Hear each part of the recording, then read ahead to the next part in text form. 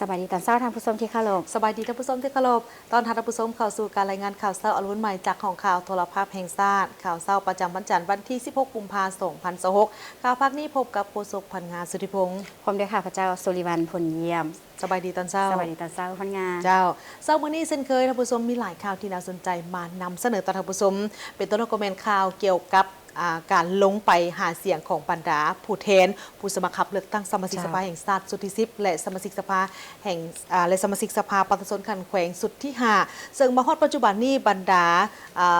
สสสและสสคก็ได้ลงหาเสียงในเขตต่างๆและนอกจากนั้นก็ยังมีรายสื่อเกี่ยวกับบรรดาผู้สมัครขับเลือกตั้งประจำเขตเลือกตั้งแต่ละแขวงนั้นมานำเสนอในข่าวเช้ามื้อนี้เจ้าพร้อมเดียวกันนั้นเราก็มีข่าวของงานตลาดนัดวางแสดงสินค้าประจำปี2026ของทางเมืองนาไซทองมานำเสนอซึ่งงานดังกล่าวผลจัดขึ้นอยู่ในระหว่างวันที่12-16 กุมภาพันธ์ 2026มาฮอดมื้อนี้และนอกจากนั้นก็ยังมีข่าวอื่นๆอีกทั้งภายในและต่างประเทศในการนำเสนอข่าวเช้ามื้อนี้เริ่มด้วยข่าวทางคณะสมัครขับเลือกตั้งเป็นสมาชิกสภาแห่งชาติสุดที่10ประจำเขตเลือกตั้งที่15ของทางแขวงจำปาสักได้ลงไปโฆษณาหาเสียงอยู่ที่กองบัญชาการป้องกันความสงบของทางแขวงจำปาสัก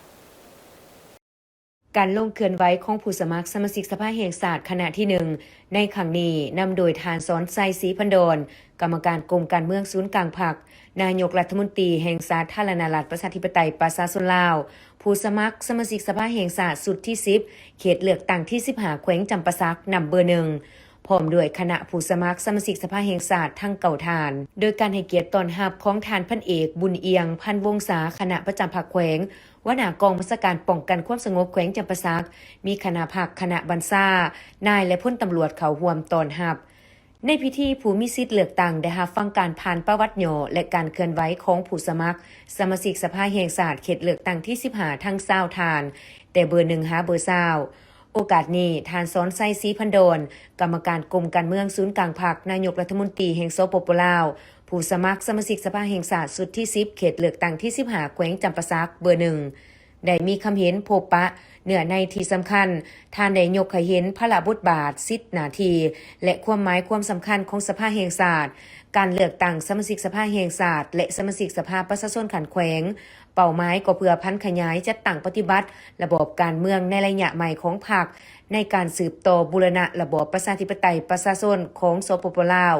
ปรับปรุงกลไกบริหารรัฐให้กลายเป็นอำนาจของประชาชนโดยประชาชนและเพื่อผลประโยชน์สูงสุดของประชาชนอย่างแท้จริงเพื่อก้าวไปสู่การเปลี่ยนแปลงและการพัฒนาดีขึ้นเพื่อสร้างตั้งระบบอำนาจรัฐที่เข้มแข็งและโปร่งใสที่รับใส่ศาสตร์และรับใส่ประชาชนอย่างสุดกกสุดปลายและที่สำคัญการลงพบปะประชาชนของผู้รับสมัครสมาชิกสภาแห่งชาติคณะที่1ในครั้งนี้ก็เพื่อเฮ็ดให้คณะภาคองค์การปกครองและพ่อแม่ประชาชนรับรู้เข้าใจและกำเนิดได้อย่างลึกซึ้งและพร้อมกันปฏิบัติสิทธิพันธะและไปใส่สิทธิ์ในวันเลือกตั้งวันที่22กุมภาพันธ์2026นี้ให้ครบถ้วนและหาประกันผลสำเร็จได้ตามคาดหมายที่กำหนดไว้จากนั้นบรรดาทานผู้สมัครสมาชิกสภาแห่งชาติแต่ละทานก็ได้พัดเปลี่ยนการเสนอตัวและแจ้งจุดประสงค์ในการลงเคลื่อนไหวพร้อมนำเสนอวิสัยทัศน์เพื่อการพัฒนาแต่ละด้านให้เกิดผลประโยชน์แก่สังคมก็คือพ่อแม่ประชาชนบรรดาเผ่าพร้อมทั้งเรียกร้องให้ผู้มีสิทธิ์เลือกตั้งจงพร้อมจิตพร้อมใจกันไปใส่สิทธิประชาธิปไตยของตนในการปอนบัตรเลือกตั้งให้กลายเป็นบุญปางใหญ่ของชาติเพื่อคัดเลือกเอาตัวแทนที่มีมาตรฐานเงื่อนไขมีความรู้ความสามารถและมีวิสัยทัศน์กว้างไกลเข้าไปเฮ็ดหน้าที่ในสภาแห่งชาติสำหรับวันเลือกตั้งเมนจะได้จัดขึ้นในทั่วประเทศในวันที่22กุมภาพันธ์2026นี้เฉพาะกำลังป้องกันศาสตร์ป้องกันความสงบเมนจะได้ปอนบัตรเลือกตั้งก่อนคือวันที่14กุมภาพันธ์2026นี้ผู้รับสมัครเลือกตั้งเป็นสมาชิกสภาแห่งชาติสุดที่10ประจำเขตเลือกตั้งที่1นครหลวงเวียงจันทร์จุที่1ที่นำโดยทานอาสพังทอง4,000 ดอนนำเบอร์2กรรมการส่วนกลางพรรคเลขาคณะบริหารงานพรรคนครหลวงเวียงจันทร์ได้สืบต่อพบปะหาเสียงกับผู้ที่มีสิทธิ์ปอนบัตรเลือกตั้งในโครงเขตสาธารณสุขในตอนบ่ายของวันที่12กุมภาพันธ์2026นี้บรรดาผู้ลงรับสมัครเลือกตั้งเป็นสมาชิกสภาแห่งชาติสุดที่10ประจำเขตเลือกตั้งที่1นครหลวงเวียงจันทน์ได้สืบต่อลงพบปะหาเสียงผู้มีสิทธิ์ปอนบัตรเลือกตั้งอยู่คงเขต สาธารณสุขประกอบมีท่านอาสพังทอง4,000 ดอนนำเบอร์2ท่านนางดาลนีผมมะวงศานำเบอร์7ท่านสลพิษสุนวรวงศ์นำเบอร์12ท่านธนงสิทธิ์เมืองจันทร์นำเบอร์13และท่านนางกันทินาปานอินห้วนนำเบอร์17เป็นเกียรติต้อนรับของท่านศาสตราจารย์ปริญญาเอกดร.ไมฟองไมไซกรรมการประจำพรรคกระทรวงอธิการบดีมหาวิทยาลัยวิทยาศาสตร์สุขภาพพร้อมด้วยบรรดาพนักงานหลักแหล่งของกระทรวงกรมกองโรงเรียนโรงหมอและพนักงานแพทย์หมอให้การต้อนรับในโอกาสนี้บรรดาผู้ลงรับสมัครเลือกตั้งได้ผลัดเปลี่ยนกันขึ้นแนะนำตัวนำเสนอประวัติผลงานการปฏิบัติหน้าที่ในระยะผ่านมาพร้อมทั้งแสดงวิสัยทัศน์และแนวทางในการสืบต่อรับใช้ประชาชนถ้าได้รับการเลือกเป็นสมาชิกสภาแห่งชาติสุดใหม่พร้อมกันนั้นยังได้ยกเห็นถึงบทบาทและความสำคัญของสภาแห่งชาติในการเป็นองค์การตัวแทนแห่งสิทธิและผลประโยชน์อันชอบธรรมของประชาชนบรรพเผ่าแล้วพวกเขาก็ได้รับฟังการเผยแพร่จากทางหัวหน้าทีมงานของเพิ่นในเรื่องหลักการรวมของการลงหาเสียงหรือว่าคือการลงคะแนนเสียงเลือกตั้งนั้นสิ่งที่คาดหวังก็คืออยากให้สมาชิกสภาแห่งชาติที่เป็นตัวแทนของพวกเราที่ได้เกิดถือคัดเลือกไปแล้วให้นำเอาปัญหาของพ่อแม่ประชาชนบรรดาเผ่าเฮานี่เสนอต่อรัฐบาลเพื่อไปแก้ไขปัญหาความเดือดร้อนของพ่อแม่ประชาชนนี้อันที่1เป็นความคาดหวังอันที่2ก็แม่นว่าความคาดหวังที่ว่าอยากจะเห็นเพศหญิงสสเพศหญิงเข้านั่งอยู่ในสภาหลายขึ้นและความคาดหวังอันที่3ก็แม่นว่าอยากเห็นผลสำเร็จของการเลือกตั้งครั้งนี้ผ่านพ้นโดยดีโดยปราศจากปัญหาต่างๆบรรลุได้ตาม4คาดหมายที่ครับอย่าว่าเมื่อกี้นี้ 400% ทั้งหมดนั้นแม่นเพื่อแน่ใช้ให้บรรดาพนักงานอ้อมข้างกระทรวงสาธารณสุขก็คือพ่อแม่ประชาชนสามารถตัดสินใจปอนบัตรคัดเลือกเอาตัวแทนที่มีความรู้มีความสามารถมีคุณสมบัติศีลธรรมปฏิบัติและมีน้ำใจรักชาติรักประชาชนอย่างแท้จริงเข้าไปเฮ็ดหน้าที่เป็นกระบอกเสียงในการปกป้องสิทธิและผลประโยชน์ของประชาชนอยู่ในสภาแห่งชาติและสภาประชาชนแขวงให้มีความเข้มแข็งและศักดิ์สิทธิ์ขึ้นกว่าเก่าแน่ใช้ให้การปอนบัตรเลือกตั้งครั้งนี้มีประสิทธิผลและเข้มแข็งเข้มงวดตามระเบียบกฎหมายสำหรับผู้ลงรับสมัครเลือกตั้งเป็นสมาชิกสภาแห่งชาติสุดที่10เขตเลือกตั้งที่1นครหลวงเวียงจันทน์มีทั้งหมด25ท่านหญิง7ท่านดังนั้นจะได้เลือกเอา19ท่านในเมื่อวันที่ 13 กุมภาพันธ์ที่ผ่านมานี้บรรดาพนักงานและสมาชิกพรรคของทางของว่าการศูนย์กลางพรรคได้เสื่อมซึมเอกสารเกี่ยวกับการเลือกตั้งสมาชิกสภาแห่งชาติสุดที่10และสมาชิกสภาปฏิบัติขันแขวงสุดที่5ให้เกียรติเผยแพร่เสื่อมซึมเอกสารโดยเมนทานผ่าค้ำอินเซงกรรมการศูนย์กลางพรรคของหัวหน้าของว่าการศูนย์กลางพรรคซึ่งท่านได้กล่าวว่าเพื่อเป็นการเฮ็ดให้การเลือกตั้งสมาชิกสภาแห่งชาติสุดที่10และสมาชิกสภาปฏิบัติขันแขวงสุดที่5นี้ดำเนินไปอย่างถูกต้องตามแนวทางเปลี่ยนแปลงใหม่ของพรรคเฮาและได้รับผลสำเร็จอย่างสง่างามนั้นคณะทางคณะพรรคคณะนำต้องได้เพิ่มทวีการศึกษาอบรมและยกสูงระดับความตื่นตัวทางด้านการเมืองให้แก่สมาชิกพรรคพนักงานราชการผู้ประกอบการและประชาชนลาวบรรดาเผ่าโดยเฉพาะก็เป็นผู้มีสิทธิ์เลือกตั้งนับตั้งแต่อายุ18ปีขึ้นไปเพื่อเป็นการสร้างความรู้ความเข้าใจที่ถูกต้องและเป็นเอกภาพกันต่อกับการเลือกตั้งสมาชิกสภาแห่งชาติสุดที่10และสมาชิกสภาปฏิบัติขันแขวงสุดที่5บนพื้นฐานดังกล่าวนี้เฮ็ดให้ผู้มีสิทธิ์เลือกตั้งมีความตื่นตัวสมัครใจไปใช้สิทธิ์ในวันเลือกตั้งให้ครบถ้วนตามระเบียบเกี่ยวกับการเลือกตั้งทั้งเป็นการเสริมขยายอย่างแข็งแรงในการปฏิบัติสิทธิประชาธิปไตยของประชาชนลาวบรรดาเผ่าโดยเฉพาะกเมนผู้มีสิทธิ์ปอนบัตรเลือกตั้งให้ถูกต้องและครบถ้วนตามที่ได้กำหนดไว้ในรัฐธรรมนูญและกฎหมายเพื่อรับประกันในการประกอบส่วนอย่างสมเกียรติเข้าในการปรับปรุงบูรณะระบบองค์การอำนาจแห่งรัฐขันต่างๆให้มีความเข้มแข็งนักแน่นเป็นอำนาจของประชาชนโดยประชาชนและเพื่อผลประโยชน์ของประชาชนอย่างแท้จริงเป็นต้นปรับปรุงกลจักการจัดตั้งและการเคลื่อนไหวตามการปฏิบัติภาระบทบาทสิทธิและหน้าที่ของสภาแห่งชาติสภาประชาชนขันแขวง ที่ตามที่ได้กำหนดไว้ในรัฐธรรมนูญและกฎหมายให้มีคุณภาพและมีประสิทธิผลสูงขึ้นกว่าเก่าการเสริมซึมเอกสารในครั้งนี้ก็เพื่อเป็นบอนอิงในการปรับปรุงระบบอำนาจรัฐให้มีความเข้มแข็งนักแน่นมีความสอดคล้องกับสภาพการในระยะใหม่ซึ่งในนั้นก็ได้มีการปรับปรุงการเคลื่อนไหวของระบบการปกครองท้องถิ่นให้สอดคล้องกับความต้องการแห่งการพัฒนาคณะประจำสภาแห่งชาติยังได้เอาใจใส่ในการนำภาษีนำเวียกงานการสร้างและปรับปรุงกฎหมายให้รับประกันการพันขยายแนวทางนโยบายของพรรคที่วางออกในแต่ละระยะเพื่อกำหนดเป็นเนื้อในของกฎหมายและวางมาตรการทางกฎหมายในสาเหตุให้แนวทางได้รับการจัดตั้งปฏิบัติและติดตามสุกยู่การสร้างและปรับปรุงกฎหมายไปตามแผนที่กำหนดไว้ก็คือมีการวางไว้แล้วเพื่อให้ไปตามขั้นตอนกำหนดเอาไว้ในกฎหมายว่าด้วยการสร้างนิติกรรมสร้างเงื่อนไขให้แก่สมาชิกสภาแห่งชาติในฐานะที่เป็นตัวแทนแห่งสิทธิและผลประโยชน์ของประชาชนลาวบรรดาเผ่าเข้าร่วมในขบวนการและปรับปรุงกฎหมายเพื่อนำเอาความรู้และคำคิดคำเห็นข้อเสนอและปัญหาต่างๆที่เป็นความมุ่งมั่นปรารถนาของประชาชนลาวบรรดาเผ่า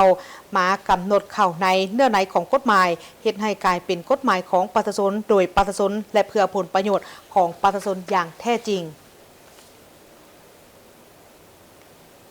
ทางผู้ชมที่เคารพในโอกาสที่ลงพบปะผู้มีสิทธิ์ปอนบัตรเลือกตั้งบรรดาผู้ลงสมัครรับเลือกตั้งสสสสุทธิ10ได้ผัดเพียรกันเสนอประวัติการเคลื่อนไหวและผลงานของตนรวมทั้งให้คำมั่นสัญญาว่าถ้าได้รับความไว้วางใจเป็นตัวแทนประชาชนจะใส่ความรู้ความสามารถของตนเพื่อเป็นปากเสียงในการปกป้องสิทธิผลประโยชน์อันชอบธรรมของประชาชนก็คือของชาติทางนางกันทินาปั้นอินหวนหัวหน้ากลุ่มติดตามกฎการเวียกงานยุติธรรมกรรมาธิการยุติธรรมสภาแห่งชาติหองประธานสหพันธ์แม่หญิงสภาแห่งชาติเป็นหนึ่งในสภาทานที่ถูกคัดเลือกให้ลงสมัครรับเลือกตั้งเป็นสมาชิกสภาแห่งชาติสุทธิ10ประจำเขตเลือกตั้งที่1นครหลวงเวียงจันทน์ในโอกาสที่ทานลงเคลื่อนไหวโฆษณาหาเสียงอยู่นครหลวงเวียงจันทน์ได้แสดงความรู้สึกว่าในนามเป็นผู้ลงสมัครเพศหญิงขอขอบใจมายังการจัดตั้งสภาแห่งชาติที่ให้ความไว้เนื้อเชื่อใจ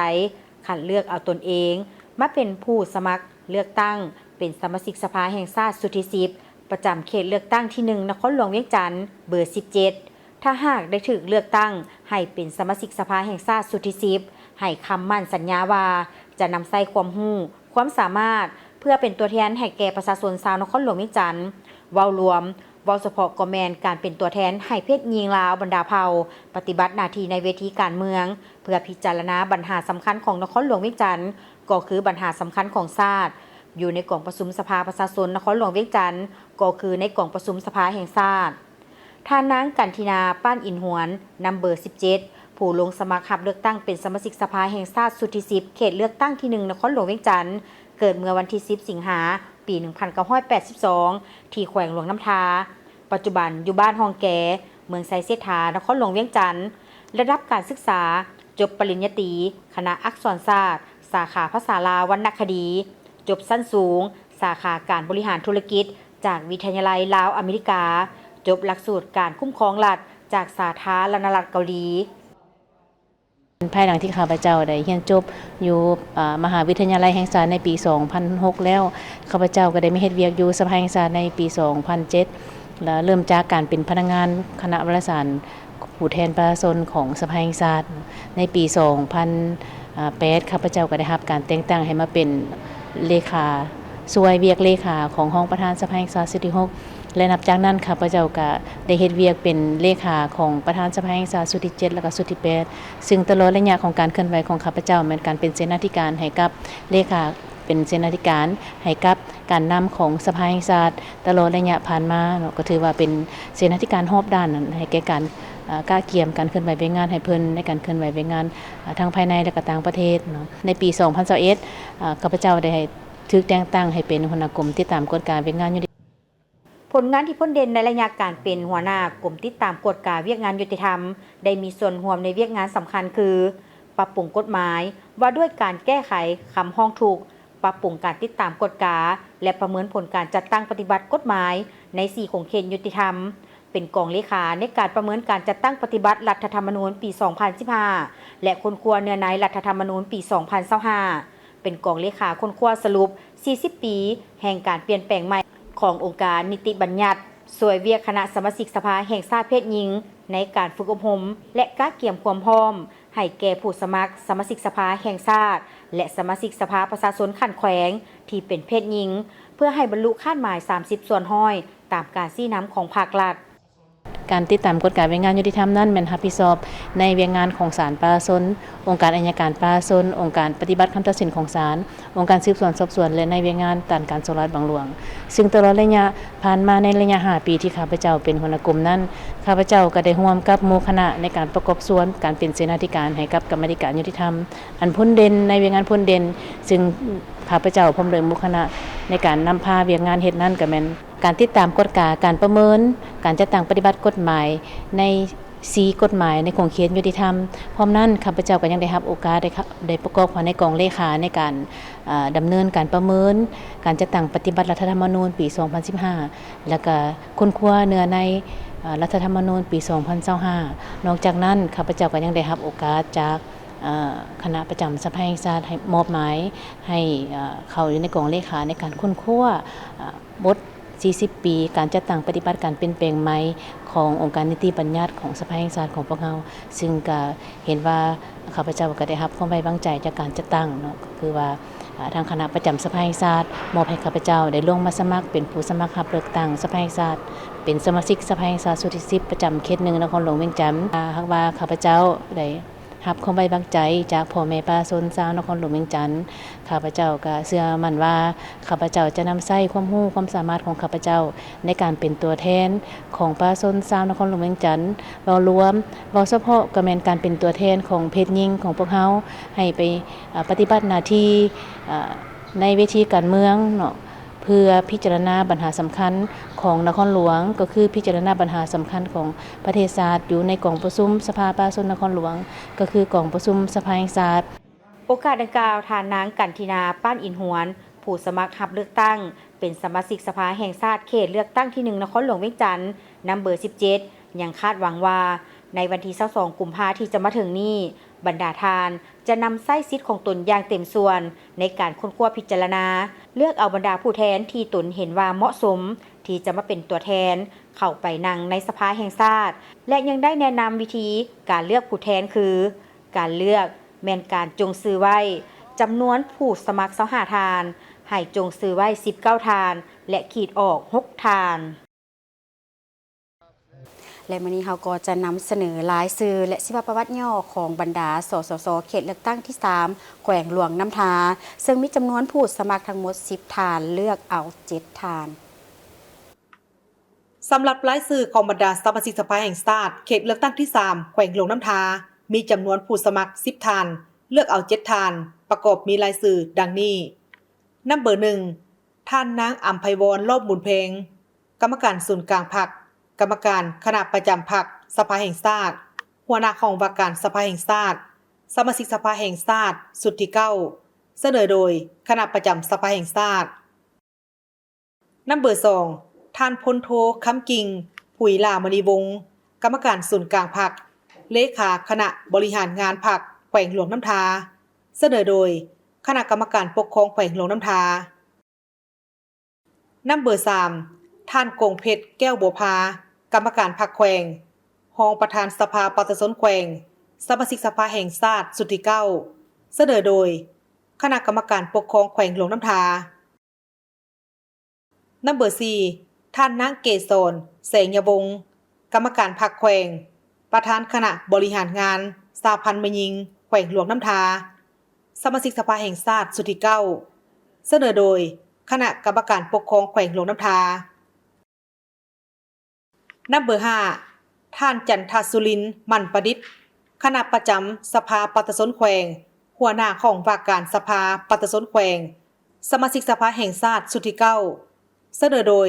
คณะประจำสภาประชาชนแขวงหลวงน้ำทานัมเบอร์6ท่านคำพรเติมเจริญประธานคณะกรรมการเศรษฐกิจแผนการและการเงินสภาประชาชนแขวงเสนอโดยคณะประจำสภาประชาชนแขวงหลวงน้ำทานัมเบอร์7ท่านนางปณิดาเฮืองแพงอ่อน รองประธานคณะกรรมการยุติธรรมและปกสสภาปฏิสนแขวงสุดที่ 4เสนอโดยคณะประจำสภาปฏิสนแขวงหลวงน้ำทานับเบอร์ 8ท่านสมบูรณ์โคตรไซ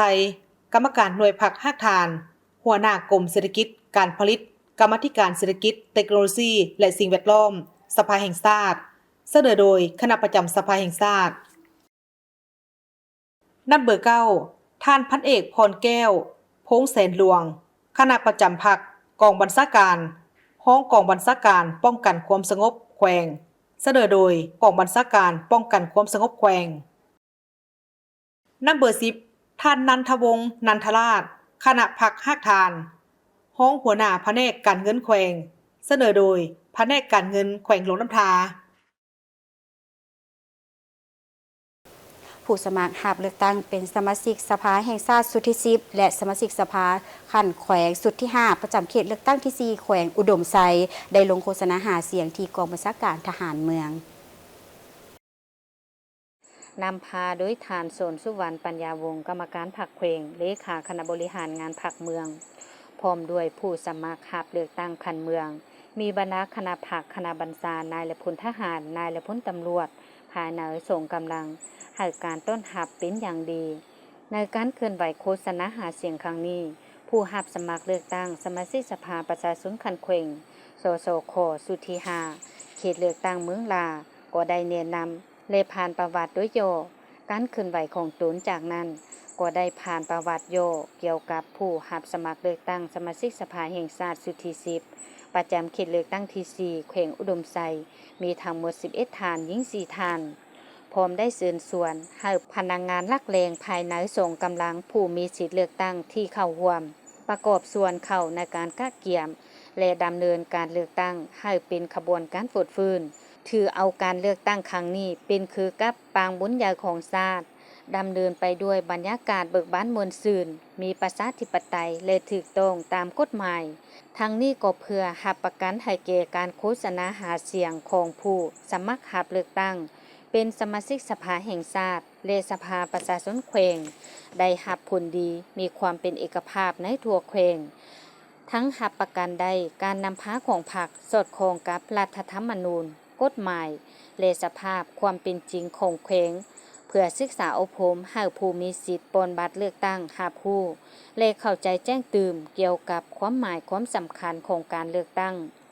เน้นใส่เสื้อสู่ระดับความตื่นตัวทางด้านการเมืองของประชาชนบรรดาเผ่าและรับประกันการปฏิบัติสิทธิเป็นเจ้าของประเทศชาติของพลเมืองลาวในการไปใช้สิทธิ์ปนบัตรเลือกตั้งเอาสสและสสคอย่างครบถ้วนถูกต้องตามระเบียบหลักการเฮ็ดให้ผู้มีสิทธิ์เลือกตั้งได้ฮู้ได้เห็นโฉมหน้าผู้สมัครรับเลือกตั้งและกำได้ชีวประวัติคุณสมบัติความรู้ความสามารถทัศนะและการเคลื่อนไหวเวียกงานของผู้สมัครรับเลือกตั้งและพร้อมกันไปใช้สิทธิ์ของตนเพื่อปนบัตรคัดเลือกเอาสมาชิกสภาที่มีมาตรฐานเงื่อนไขถูกต้องและครบถ้วนเข้าเป็นตัวแทนแห่งสิทธิอำนาจของประชาชนอย่างแท้จริงนอกจากนี้ท่านโสนสุวรรณปัญญาวงศ์กรรมการพรรคแขวงเลขาคณะบริหารงานพรรคเมืองยังได้เน้นหนักให้ส่งกำลังเอาใจใส่จัดตั้งเคลื่อนไหวป้องกันเวรยามและติดตามสกัดการทุกปัญหาปรากฏการณ์ย่อท้อที่อาจจะเกิดขึ้นภายในเมืองลาส่วงระยะกะเกียมและปนบัตรเลือกตั้งสสและสสคให้มีความสงบปลอดภัยห้อยสนห้อย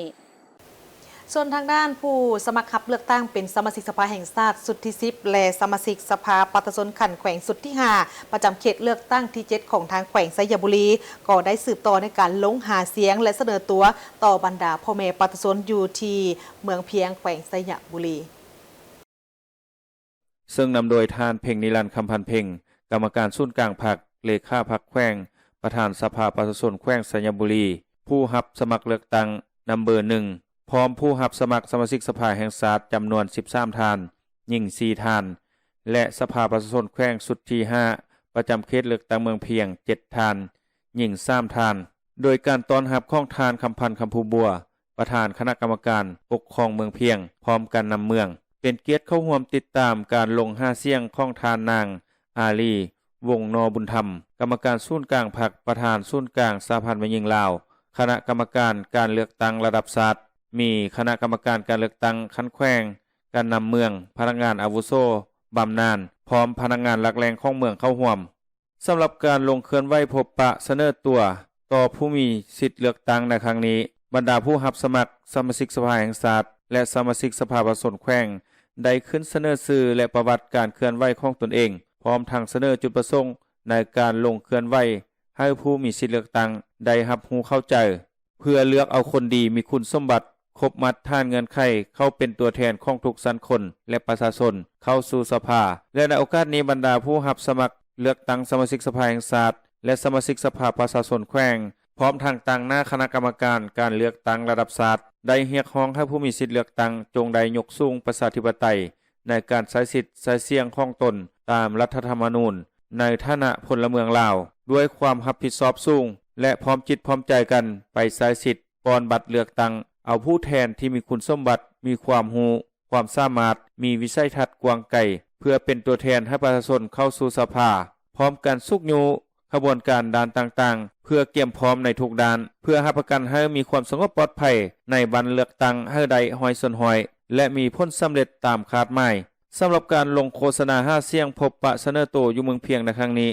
ยังได้แบ่งออกเป็น4จุดคือจุดเมืองเพียงเก่าที่โรงเรียนมซ.เมืองเพียงจุดนาสิงโรงเรียนมซ.นาตาลจุดเทศบาลเมือง2จุดคือโรงเรียนมซ.มิตรประสาและห้องประชุมของเมือง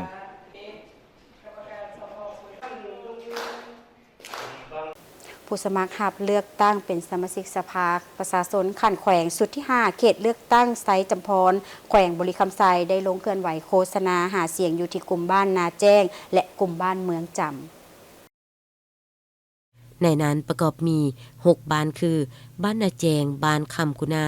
บ้านกวงบ้านพลเมืองบ้านเมืองจำและบ้านศพคอนมีบรรดาท่านตลอดฮอดองค์การปกครองบ้านเฒ่าแก่แนวโฮมและประชาชนบัดเผาภายใน6บ้านเข้าร่วมรับฟัง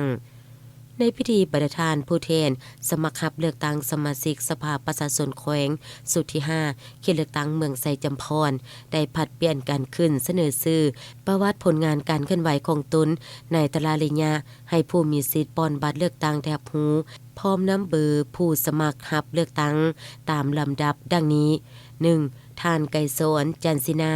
กรรมการพรรคแขวงเลขาคณะบริหารงานพรรคเมือง 2. ท่านคำปุ่นสิหาราชกรรมการพรรคแขวงประจำอยู่สภาประชาชนแขวงบริคำไซ 3. ท่านนางศรีละวันแสงไมพรกรรมการพรรคเมืองประธานสาพันธ์แม่หญิงเมืองไซจำพร 4. ท่านวอนวิไล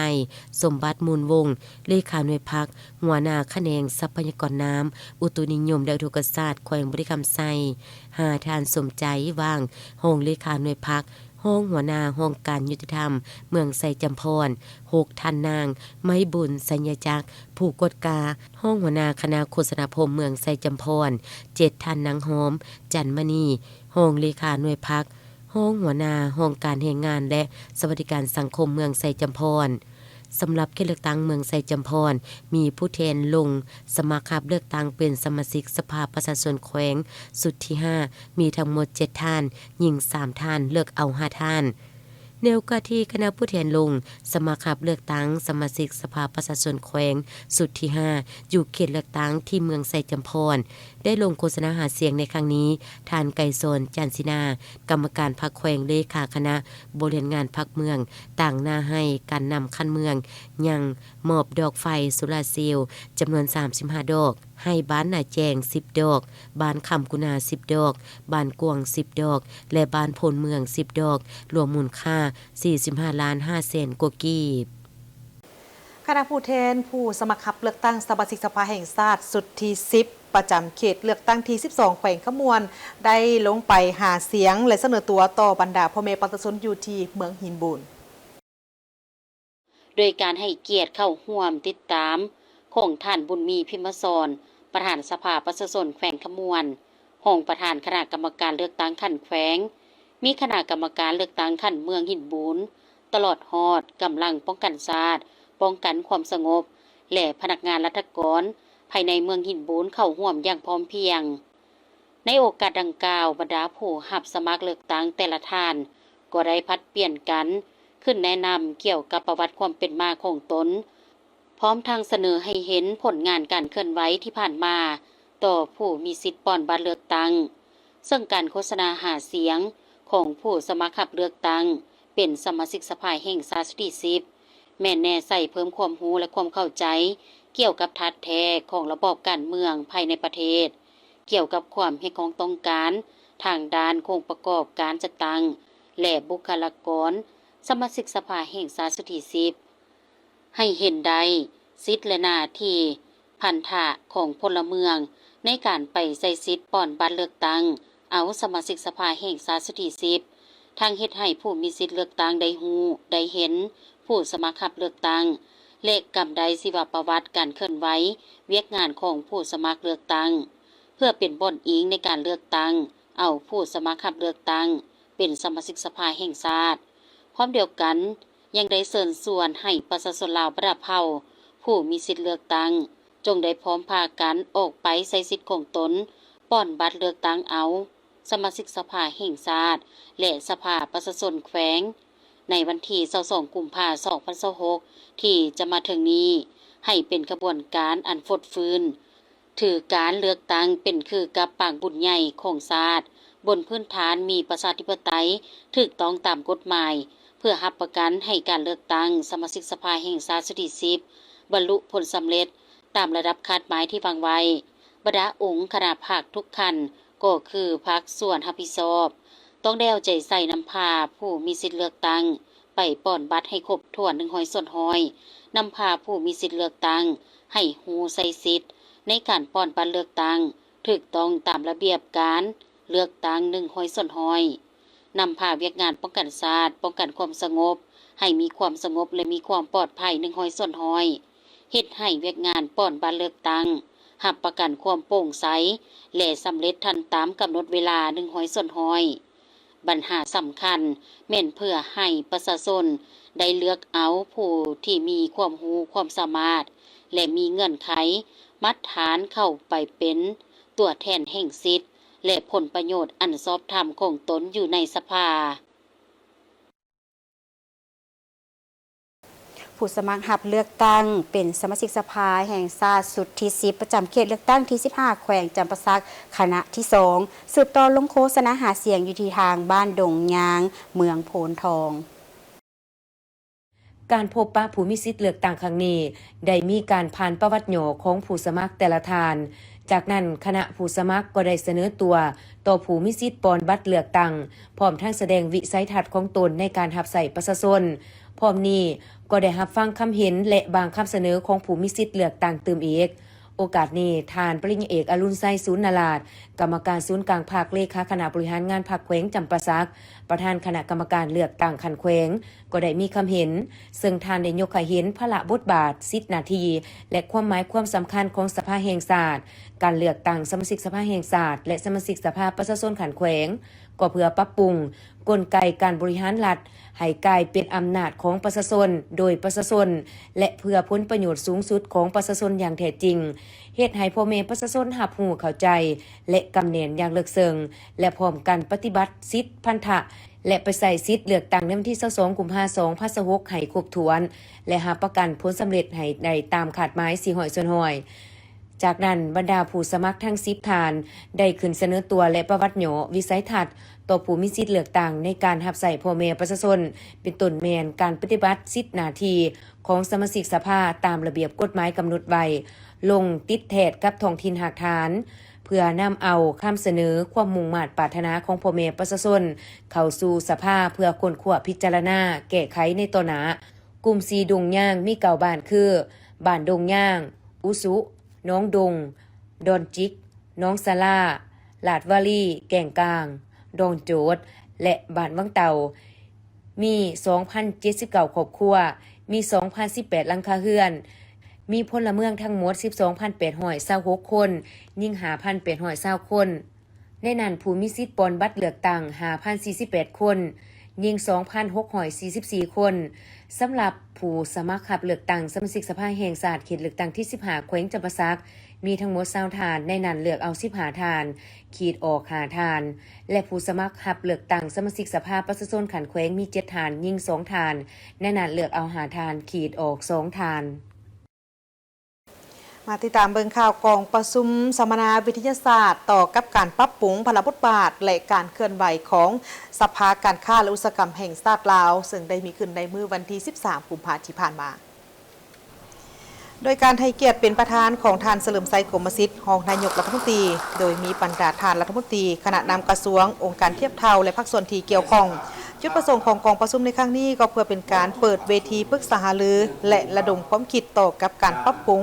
สภาการค้าและอุตสาหกรรมแห่งชาติลาวให้มีบทบาทที่โดดเด่นและมีความเข้มแข็งสามารถตอบสนองตามความต้องการของสังคมโดยเฉพาะกลุ่มภาคธุรกิจให้มีความสอดคล้องตามนโยบายของพรรคและรัฐในโอกาสดังกล่าวนี้ท่านเฉลิมไซกรมสิทธิ์ก็ได้ยกให้เห็นถึงการเปลี่ยนแปลงของ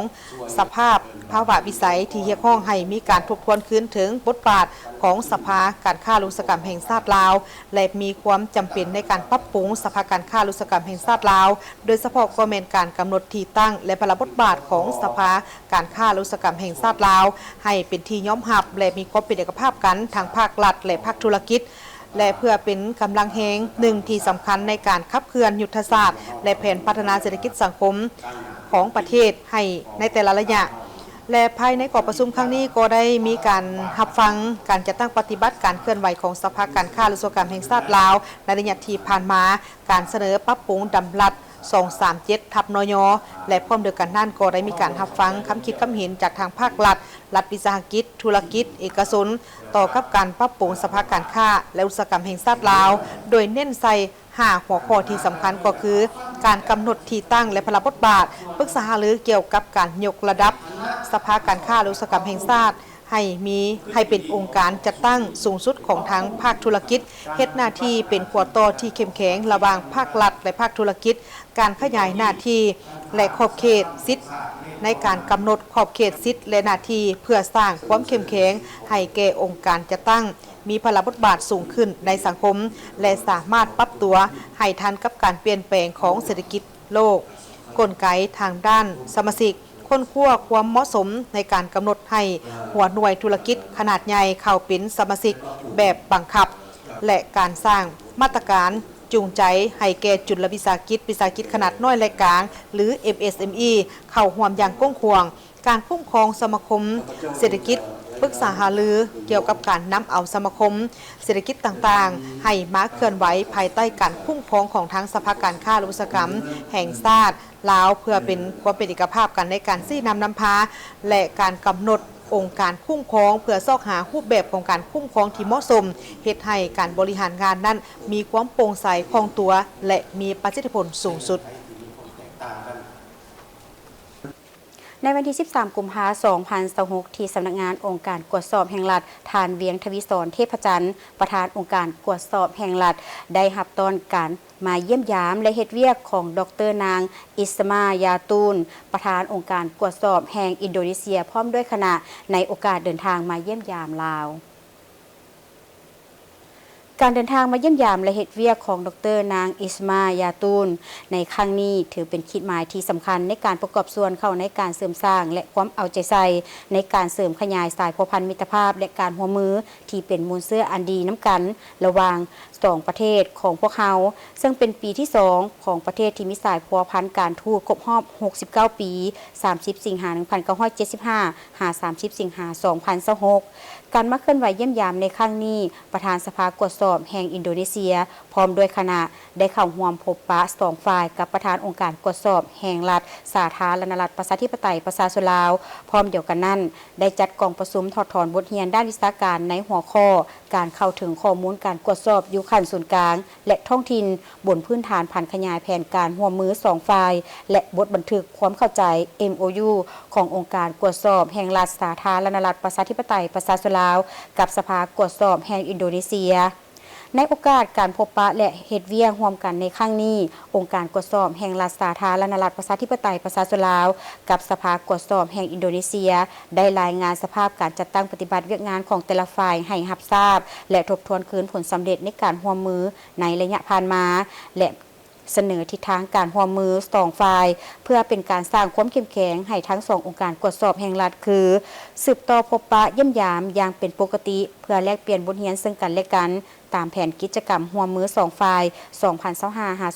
2025-2026 ลงลึกการร่วมมือด้านวิชาการ2ฝ่ายคือเวียกงานการควบคุมคุณภาพการกวดสอบสืบต่อสุขยู่และสนับสนุนซึ่งกันและกันในเวทีภาคพื้นและสากล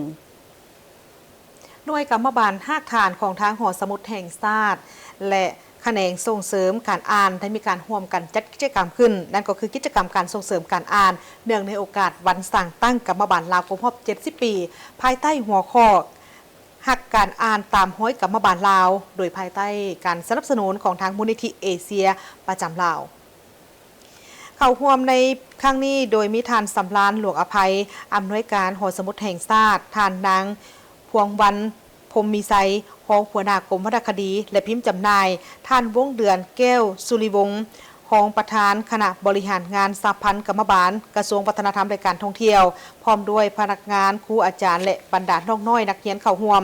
เพื่อเป็นการสืบต่อในการโฆษณาพวกระดมคนขวยเต้าหมกรรมกรสาวปกแห่งงานลาวบรรดาเผ่าให้มีความตื่นตัวในการปฏิบัติมีน้ำใจหักชาติมีทัศนะสนสั้นกรรมกรมีความตื่นตัวทางด้านสนสั้นอย่างแท้จริงเสริมขยายประชาธิปไตยมีระเบียบแบบแผนเป็นพลเมืองดีของชาติส่งเสริมการมีวิเคราะห์งานทำและเป็นตัวแทนให้แก่การปกป้องสิทธิผลประโยชน์อันชอบธรรมให้แก่กรรมกรสาวปกแห่งงานลาวบรรดาเผ่ากลายเป็นกำลังแหงเข้าร่วมอย่างตั้งหน้าเป็นเจ้าการในการต่อสู้กู้ชาติปกปักรักษาสร้างสรรค์และพัฒนาประเทศชาติตามเส้นทางก้าวขึ้นสู่สังคมนิยมกิจกรรมในครั้งนี้แม่นมีการเล่าถึงมูลเสื้อของการเติบใหญ่ขยายตัวของสหพันธ์กรรมบาลลาวนับตั้งแต่มือที่ได้รับการสร้างตั้งขึ้นจนมาฮอดปัจจุบัน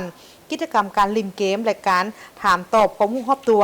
สมการแสดงศิลปะทางด้านบทฟ้อนบทเพลงของน้องๆนักเรียนที่เข้าร่วมในครั้งนี้นอกจากนั้นก็ยังมีการแจกรางวัลแจกของขวัญให้แก่ผู้ที่เข้าร่วมงานตื่มอีกสำหรับกิจกรรมในครั้งนี้แม่นจัดขึ้นโดยมีจุดประสงค์ก็เพื่อ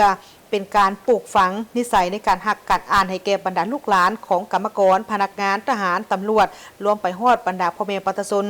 ให้เข้าถึงข้อมูลข่าวสารทางด้านประวัติศาสตร์อุดมการณ์และบทบาทการนำโดยเฉพาะก็เป็นบทบาทของทางกรรมบาลลาวผ่านหอสมุดแห่งชาติเพื่อเป็นการส่งเสริมนิสัยในการหักการอ่านและการเรียนรู้ตลอดชีวิตของน้องน้อยนักเรียนให้กลายเป็นอนาคตของชาติด้วยการรู้ประวัติศาสตร์การก่อตั้ง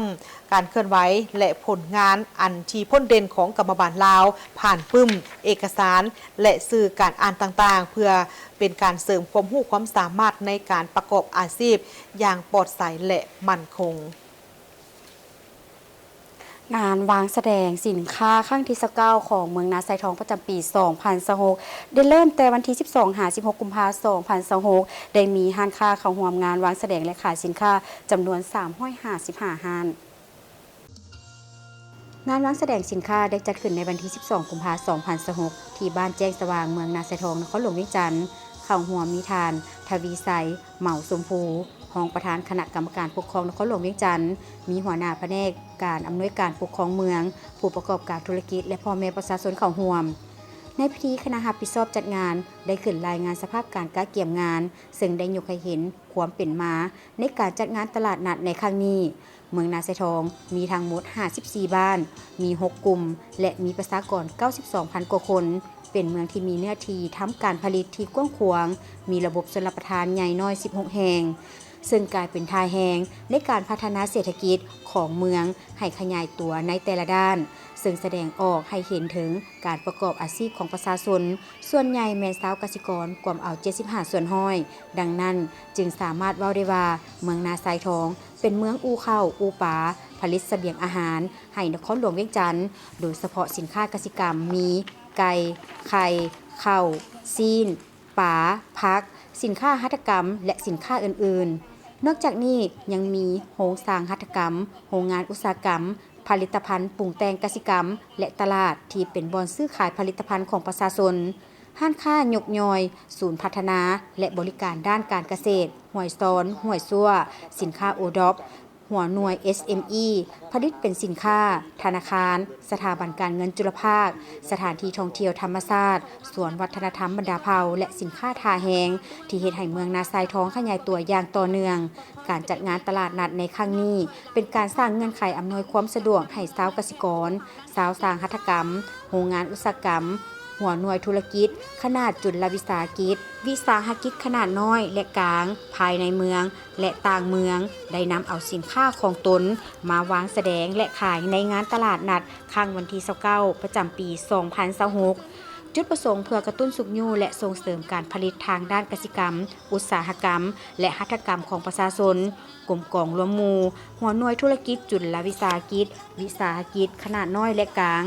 ให้มีการพัฒนาผลิตภัณฑ์ของตนให้มีคุณภาพมีมาตรฐานสากลเพื่อจำหน่ายภายในและต่างประเทศเพื่อเปิดกว้างด้านการตลาดการค้าการบริการและการท่องเที่ยวแบบผสมผสานกับวิถีชีวิตของประชาชนบรรดาเผ่าและเสริมขยายฐานการผลิตภายในให้นับมือเข้มแข็งเทอละก้าวเพื่อสุขยูและส่งเสริมหัวหน่วยธุรกิจให้มีการติดกาไม้โดยถือเอา1บ้าน1ผลิตภัณฑ์1เมืองบ่ให้ลุด5ผลิตภัณฑ์เพื่อสุขยูและส่งเสริมผู้ประกอบการขนาดจุลวิสาหกิจวิสาหกิจขนาดน้อยให้มีบ่อนจำหน่ายสินค้าและแลกเปลี่ยนบทเรียนซึ่งกันและกันเพื่อสร้างความสามารถให้ภาคธุรกิจฮู้นำใช้ภูมิปัญญาของประชาชนบรรดาเผ่าสร้างผลิตภัณฑ์ให้กลายเป็นสินค้าเป็นการเต้าโฮมความสามัคคีและทอดถอนบทเรียนด้านเทคนิควิชาการของผู้ประกอบการชาวเกษตรกรผู้ทำการผลิตสาวสร้างหัตถกรรมอุตสาหกรรมสินค้าโอดอปและหัวหน่วยธุรกิจขนาดจุลวิสาหกิจวิสาหกิจขนาดน้อยและกลางให้เป็นขบวนกว้างขวางงานตลาดนัดวางแสดงขายสินค้าครั้งที่29ประจำปี 2026 เริ่มแต่วันที่ 12-16 กุมภาพันธ์ 2026 ได้มีห้านค้าเข้าร่วมวางแสดงและขายสินค้าจำนวน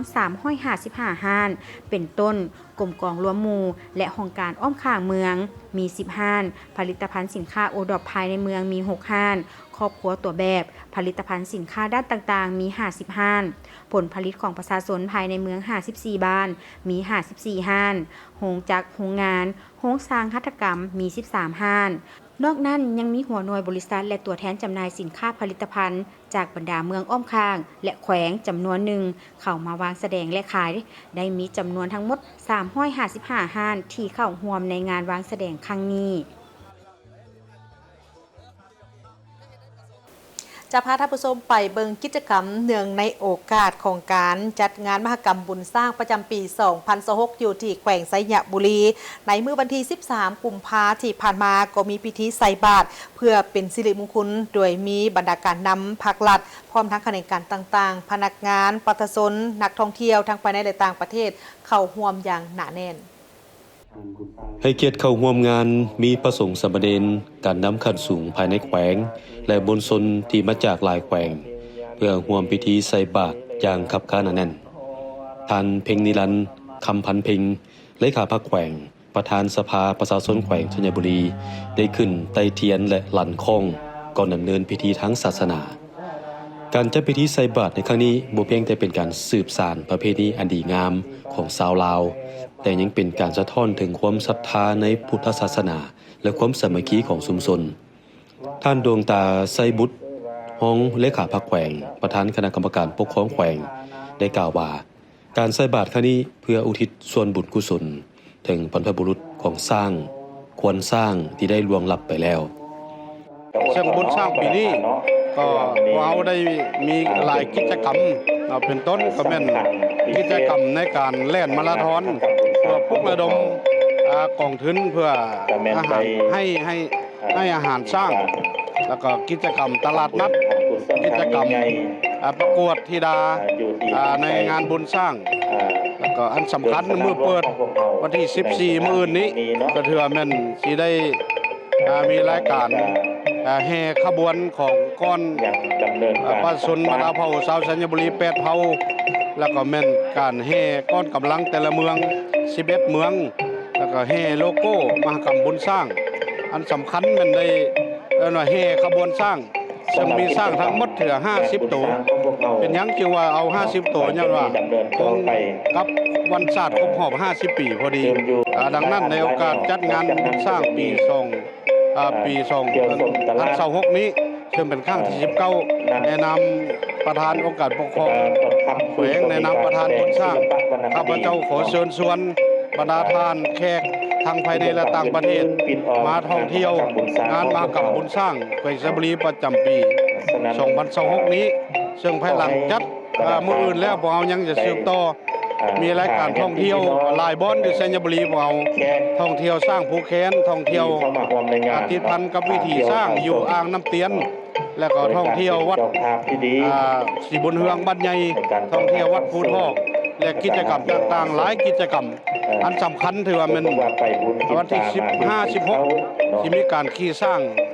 แล้วมันอ้อมเทศบาลเมืองสัญบุรีงานมหกรรมบุญสร้างเป็นงานประเพณีที่สำคัญของแขวงสัญบุรีที่แสดงถึงความผูกพันระหว่างคนกับสร้างซึ่งเป็นสัญลักษณ์คู่บ้านคู่เมืองมาดนนานการจัดพิธีใส่บาตรในโอกาสนี้มวลชนที่เข้าร่วมต่างก็มีความภาคภูมิใจและก็ได้ร่วมงานในทุกๆปีข้าพเจ้าได้มา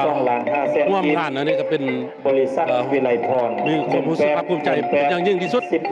เพราะมันเป็นการอนุรักษ์รักษายึดครองประเพณีวัฒนธรรมของลาวจังซั่นที่ว่าพวกเรายังจะได้สืบต่ออนุรักษ์รักษาสร้างนี่ให้มันได้คู่กับบ้านกับเมืองต่อไปทุกปีเราจะได้มาตักบาตรอยู่ที่งานสร้างบ่อนนี้ซึ่งข้าพเจ้ามีในการความเคารพนับถือและถือว่าเป็นงานสร้างเป็นบุญอันยิ่งใหญ่และเป็นฮิตของประเพณีของแข้งสัญบุรีเฮานี่เป็นอีกกิจกรรมที่สำคัญในการสืบทอดฮีตของประเพณีอันดีงามที่แสดงถึงความรู้บุญคุณความผูกพันและวิธีการดำรงชีวิตที่ติดพันกับสร้างในงานมหกรรมบุญสร้างปี2026จัดขึ้นเป็นครั้งที่19และได้กำหนดเอาวันที่14กุมภาพันธ์เป็นมื้อเปิดงานทางการมีสร้างเข้าร่วมทั้งหมด50โตมี21การแสดงของสร้างพร้อมกับกิจกรรมอื่นๆ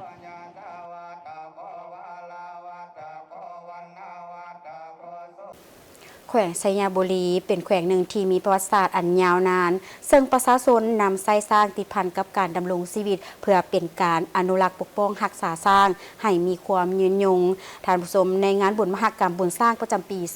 2026แผนกกสิกรรมและสิ่งแวดล้อมก็มีมาตรการด้านความปลอดภัยและการอนุรักษ์สร้างท่านปริญญาเอกสมพันธ์แพงศรีดาหัวหน้าแผนกกสิกรรมและสิ่งแวดล้อมแขวงสัญบุรีได้ให้รู้ว่าสร้างติดพันกับการดำรงชีวิตของประชาชนซึ่งในเมื่อก่อนสร้างเป็นพาหนะที่สำคัญติดพันทุกขบวนบ่ว่าจะเป็นการขนส่งสินค้าการลำเลียงอาหารและเวียงงานอื่นๆเพื่อเป็นการอนุรักษ์ปกปักรักษาสร้างให้มีความยืนยงและเข้าร่วมงานมหกรรมบุญสร้างในทุกๆปีเพื่อเป็นการสืบทอดฮีตของประเพณีจึงได้จัดให้มีบุญสร้างนับแต่ปี2007เป็นต้นมาและมาฮอดปี2024รัฐบาลได้ยกงานบุญประเพณีบุญสร้างในระดับแขวงขึ้นเป็นงานมหกรรมบุญสร้างในระดับชาติและหน่วยงานที่เกี่ยวข้องก็มีมาตรการด้านความปลอดภัยและการอนุรักษ์สร้างในงานมหกรรมบุญสร้างฉะนั้นต่อกับเรื่องงานการคุ้มครองการความปลอดภัยและการคุ้มครองอนุรักษ์สร้างนี้ต่อกับความปลอดภัยนี้ซึ่งว่าภายหลังที่พวกเราได้รับการมอบหมายจากคันถึงพวกเราได้มีการแต่งตั้งคณะกรรมการคณะกรรมการเกิดมาเป็นการคุ้มครองการรักษาสุขภาพสร้างโดยแม่นแขนงเลี้ยงสัตว์และการประมงเป็นผู้สร้างแผนเพื่อจัดหาอุปกรณ์เครื่องมือรับใช้ที่จำเป็นยาทางสัตวแพทย์เพื่อมารับใช้นอกจากนั้นก็ได้สมทบกับภาคส่วนอื่นๆที่มาช่วยพวกเราโดยเฉพาะก็เป็นทางกรมเลี้ยงสัตว์และการประมงทางกรมป่าไม้และก็ทางศูนย์อนุรักษ์สร้างน้ำเตียนทางศูนย์อนุรักษ์สัตว์และสิ่งแวดล้อมและก็ศูนย์มูลนิธิอนุรักษ์สร้างและก็สิ่งแวดล้อมของราชอาณาจักรไทยและก็บริษัทอิสระวายซึ่งว่านอกจากนี้พวกเราก็ยังได้มีการกะเกี่ยมให้แก้การเกินว่ารับมือหรือว่าตอบโต้กรณีเกิดสร้างคือสร้างเพศผู้มันย่อยหรือว่าเขาเอิ้นว่ามันตกมัน พวกเราก็ได้มีสัตวแพทย์หรือว่ามีคณะกรรมการพวกเรานี่ได้มีการดูแลรักษา ท่านยังให้ฮู้ตื่นอีกว่านิติกรรมในการอนุรักษ์สร้างแม่นได้จัดตั้งให้มีศูนย์อนุรักษ์สร้าง3ศูนย์คือศูนย์อนุรักษ์สร้างน้ำเตียนศูนย์อนุรักษ์สัตว์และสิ่งแวดล้อมและบริษัทพัฒนาการท่องเที่ยวเซโนลาวซึ่งงานครั้งนี้ยังมีการฝังไมโครชิปสร้างและขึ้นทะเบียนสร้างโดยบ่เสียค่าปัจจุบันทั่วแขวงธัญบุรีมีสร้างทั้งหมด206ตัวสร้างแม่134ตัวและมีสร้างที่อาศัยอยู่ขอบเขตป่าสงวนแห่งชาติน้ำปุยมีประมาณ100ตัว